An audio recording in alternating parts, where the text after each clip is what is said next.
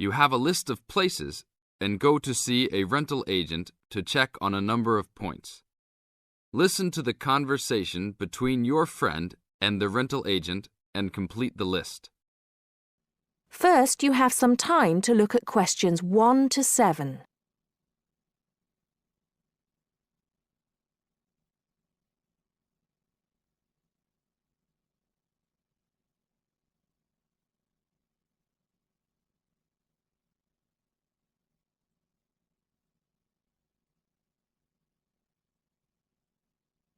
Now listen carefully and answer questions 1 to 7. Hi, we've been looking over your listing of apartments for rent and we have a few questions about a couple of the apartments. Can you help us? Sure. Yep, this is our most recent listing. What would you like to know? Well, we were first wondering about the house on 3rd Street. We can see that it is furnished and rents for $135 a week, but can you tell us how many bedrooms it has? Let's see. In addition to the den, it has 3 bedrooms. The rental on 3rd Street has 3 bedrooms. So in the example, 3 bedrooms has been written down in the number of rooms column for 19 3rd Street. Now we shall begin. You should answer the questions as you listen, because you will not hear the recording a second time.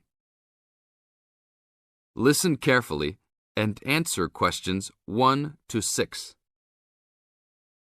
Hi, we've been looking over your listing of apartments for rent and we have a few questions about a couple of the apartments. Can you help us?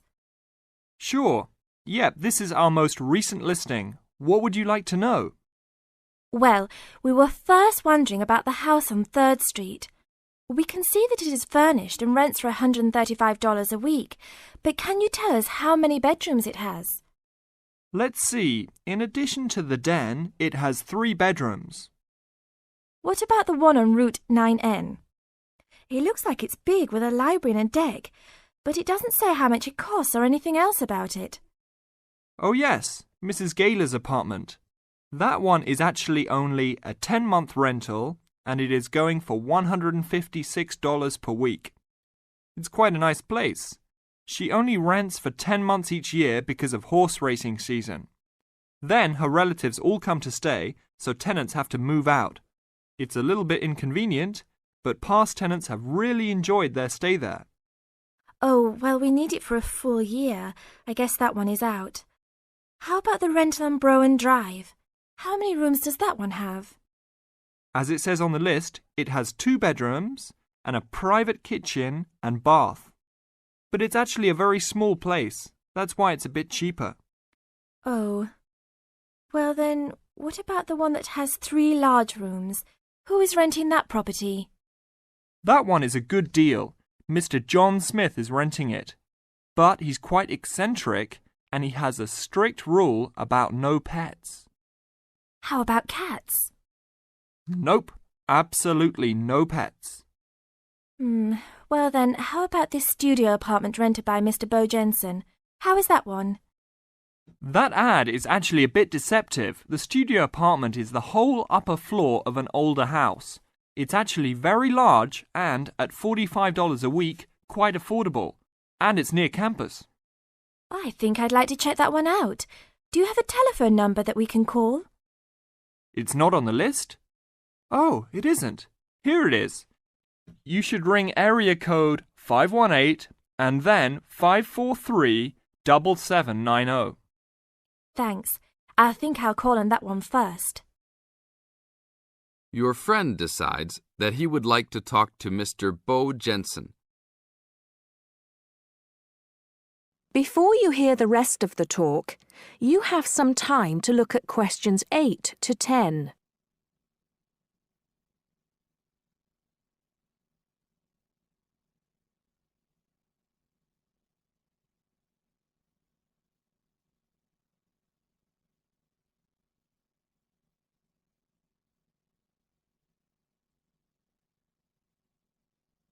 Now listen and answer questions 8 to 10. Hello, 1512, Route 9. Yes, is this Mr. Jensen? Yes, it is. Can I help you? Yeah, we're studying here at university and we came across the rental information for the studio apartment that you're renting. Is it still available? Yes, of course. I actually just placed the ad and you're the first person to call. Is there anything you'd like to know about it? Yes, actually there is. As students, we are on the internet a lot, and we heard that some homes in the area have high-speed connections. What type of connection do you have there now? Oh, that's an interesting first question. But I guess I have heard that too. But we just have a phone line here. Nothing fancy. I think you can have a cable line installed, but it's just a phone line for now. Okay, well maybe we can do that. What type of heating does the apartment have? Now there's a more traditional question. We have oil heat here. It's an older house. That tends to be a little more expensive during the winter, right? Yeah, but there's nothing to do about it. It would cost too much for me to put in a gas heater. What else would you like to know about the apartment? Well, we heard it was quite big. Is it furnished? Actually, yes. I should have put that in the ad. It has an old couch and a couple chairs, a dining table, refrigerator, stove, and even a dishwasher. Does it have any beds? Yep, it has 2. That sounds great. When is the apartment available? You can have it tomorrow night if you want. I just have to clean up a couple things before you get here. Do you want to come over and see it first? No, it sounds fine to us. I actually know the street too, so I know the area. We'll take it. That is the end of part 1. You now have half a minute to check your answers.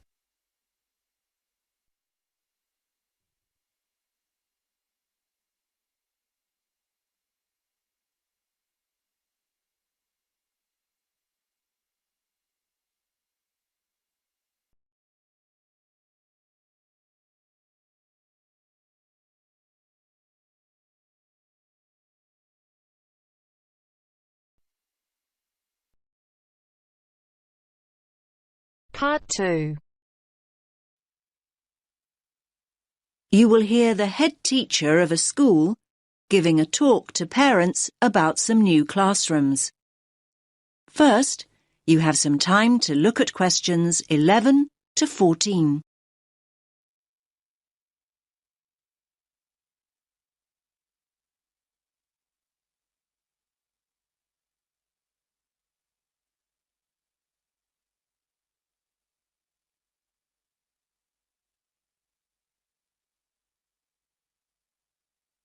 Listen carefully to the first part of the talk and answer questions 11 to 14. Good evening, everyone, and thanks for making it along. I know how busy you all are with term coming to an end. As you know, the aim of this meeting is to show you the plans we've got to add 2 new classrooms and how that will affect the playground. Now, I've heard that quite a few of you are worried that there'll be hardly any playground left, but I want to reassure you that that's not the case at all. I think there's been quite a lot of uninformed talk going on, and people have started worrying unduly. I certainly hope I can dispel any of your concerns this evening. Firstly, I have a plan of what the school should look like, which I'll project onto the screen. The school governors and the developers want to hear your feedback before making final decisions. Your feedback's very important. When I've gone through the plan with you, you can ask questions and we'll discuss those queries in detail. There'll be plenty of time to tell us what you think over the coming weeks. And once the plans are a little more developed, they'll be available online. There'll be a weekly update, and once the actual construction begins, you'll be able to check progress as it happens. Personally, I'm very happy with where we've got to. I knew we had to have the extra space, but I must admit I worried long and hard about what we might have to sacrifice for it. The developers have certainly convinced me that we've made the right decision. You now have some time to look at questions 15 to 20.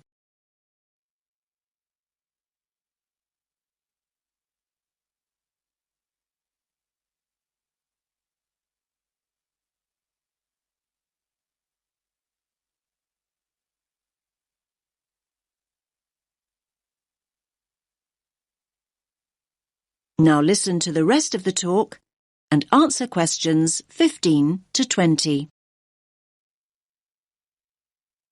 Right, can everyone see the plan now? Good. Let's start at the Balfour Road entrance, since that's where most of you come and go from. The Farley Road entrance and lower playground won't be affected at all. Now, as you come into the top playground, the two new classrooms will be on the right. There'll be a new gate, and the steps down will be rebuilt.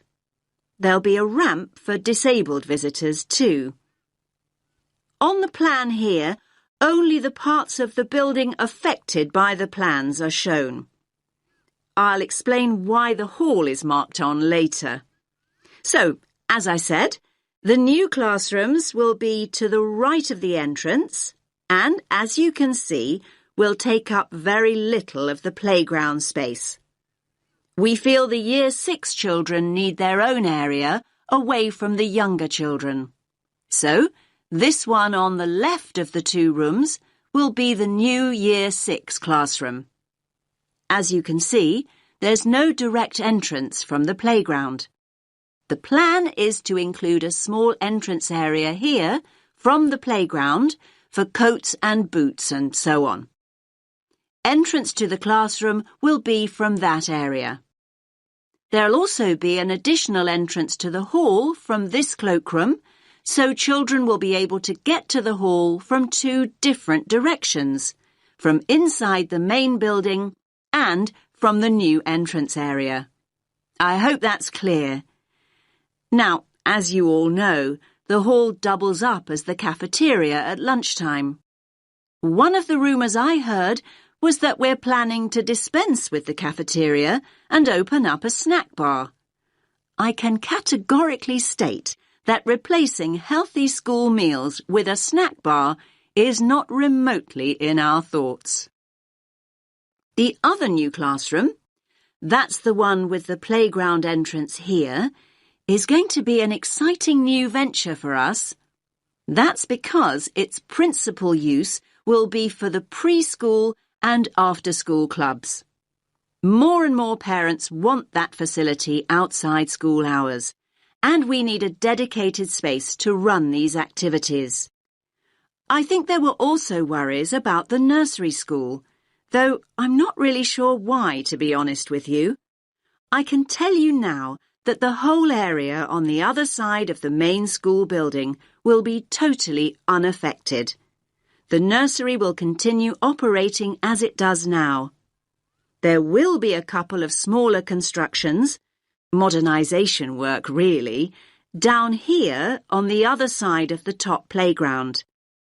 Cycling into school is getting more and more popular, so we're replacing the old bike sheds with a brand new bicycle bay. There'll be space for 60 bikes.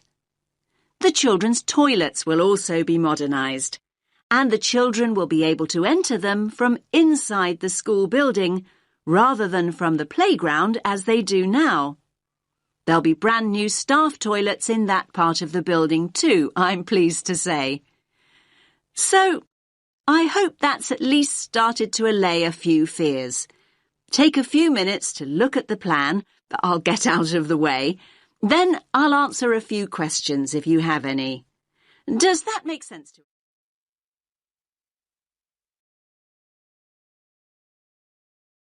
That is the end of part 2. You now have half a minute to check your answers.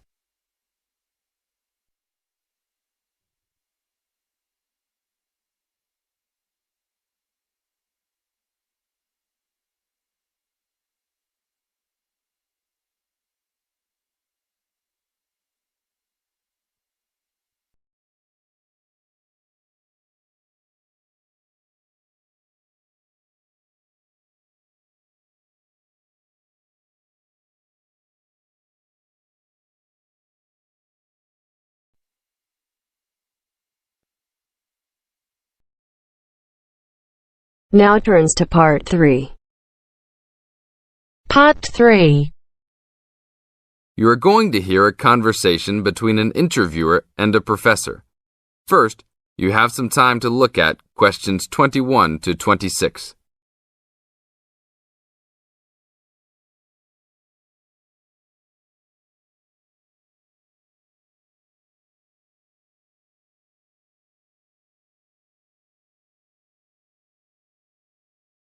Now listen to the tape and answer questions 21 to 26. Today I'm here with Professor Nittick, who is our new university president. He has been a professor for 20 years and teaches many of the best classes on campus. I know many of you have had him as a teacher and know of his brilliance. Good morning, Professor Nittick. Thank you for stopping by the student station. Thank you for having me here. It is always great to get to meet many of the students who are involved with our school. I haven't been here since 2 years ago. Yes, I remember at that time you were still teaching every semester. 2 years later, you're only teaching every once in a while. But it seems like you are still always busy. The administration world is just as busy as the teaching world for you. How do you stay in touch with the university, even with the change in your everyday duties? I try to stay in touch with what is popular with the university students. I usually spend time with as many students as I can. They usually give me insight into what the new concerns and beliefs are for the new generation. On top of that, I try to be as youthful as I can. I consider myself to be youthful, at least for my age. So I always have a good time and try to stay young. I try my best to not just be a teacher, but also participate in university life. Interesting. So, are you still doing lots of academic work, or are you mostly concentrating on administrative affairs? Well, I mostly do administrative affairs now, but that doesn't mean that I still don't have a very deep interest in academic matters. I often visit other campuses around the world and meet other professors in my field. I learn the most by travelling and seeing the different places of the world and the different fields of thought. I even did a television programme last month in Manchester. Will you be on television any time soon then? Well, you can call the television station and see if I will be on television any time soon. Maybe I will be on the news report. I don't think it is really that significant, though. Oh, really? That sounds great. I will remember to look out for you. Let's move on. With all your busy travelling recently, how do you find time for your personal life? I try to keep my university life separate from my personal life. Sometimes it's hard to find time to just take my wife and 3 kids out for a family dinner, but usually we all manage to get together every few days. I'm taking a few weeks off next month to take my family down to South America, to Brazil for a few days. I can't wait to just sit on the beach. Wow, that sounds like a wonderful trip. Professor Nittick, could you tell the audience a little about what goes on in an average day of a university administrator? An average day? Oh, I don't think there is such thing as an average day for me. The last few weeks I've been travelling all the time. I can be in Los Angeles in the morning and in New York by the afternoon and back to Los Angeles by the evening. Sometimes I will spend the whole week at a new university, showing the new administrators the ins and outs of running a university. Sometimes I can spend the whole day in the office on the phone, so there really is no average day for me. I guess that is because I do so many different tasks. Sorry to let all the viewers down, but that is the plain truth. Now look at questions 27 to 30.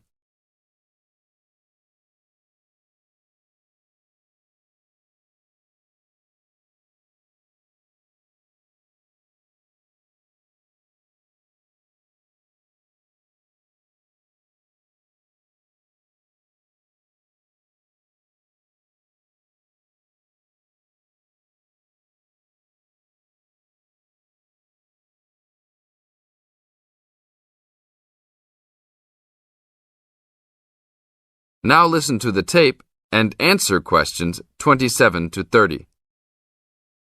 Well, I guess I can sum it up for them. You are a busy man. That is probably a good description. So, are there any immediate plans for the coming few weeks? Well, I'm in Los Angeles for the next 2 days, and then I fly to Colorado to meet a new prospective professor for our university. I will be in Colorado for about a week. Then I go to Japan for the next 10 days to meet with our university branch in Japan about record sales there. After that, I return to Los Angeles for a week, just in time for the graduation of the class of 2001. There you have it, my next month's schedule. Thank you very much, Professor Nittick. I always enjoy having you on our show. We hope to have you back on our show next time.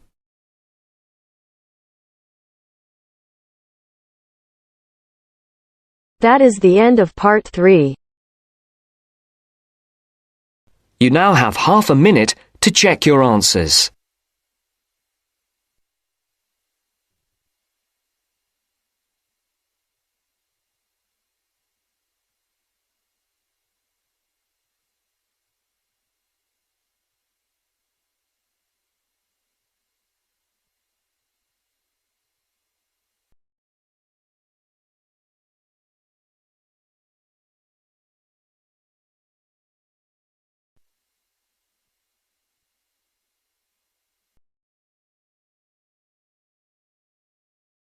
Now turns to part 4. Part 4. You will hear the first part of one lecture, in a series of lectures about environmental issues. First, you have some time to look at questions 31 to 40.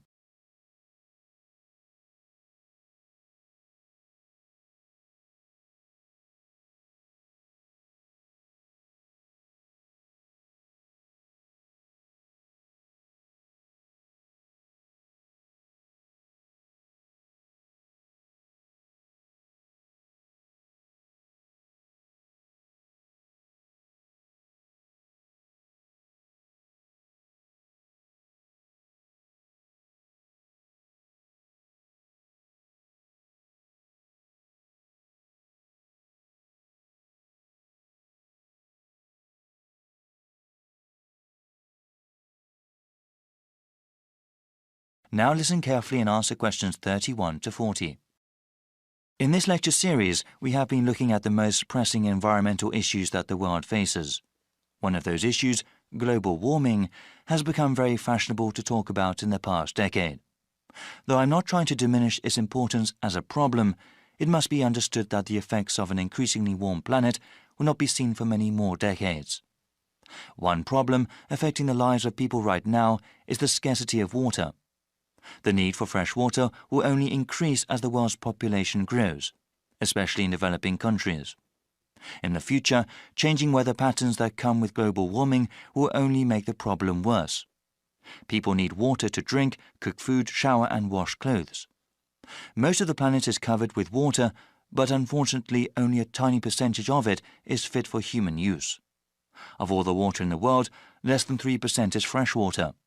More than 2/3 of that remaining percentage is locked up in glaciers in Greenland, Antarctica and elsewhere, also unavailable for human use. The water vital for life comes from lakes, rivers, underground aquifers, rain and snow. This surface water, groundwater and precipitation is not disturbed equally across the Earth's surface. For example, Canada, which has about 0.5% of the world's people, contains about 10% of the world's readily available fresh water. Brazil makes up about 3% of the world's population, but within its borders contain nearly 12% of the world's freshwater resources. As the economies of developing countries grow, the need for fresh water also grows. One example of this has to do with the production of meat.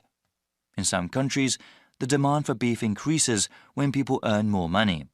However, raising cattle is incredibly water-intensive, requiring about 15 tons of water for 1 kilogram of grain-fed beef.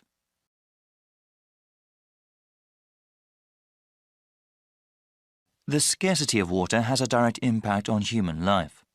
When people are forced to walk many kilometers to the nearest source of fresh water, it may take hours away from their day. This, in turn, takes time away from school or from other productive work that helps the general economy. A number of solutions have been proposed to deal with the scarcity of water. Some of them are technological, like the construction of desalination plants. These plants convert brackish salty seawater into water fit for human use. They are very expensive to operate and maintain, though, and cannot meet the world's growing demand for water. Other kinds of solutions involve only a little technology or involve modifying individual people's habits.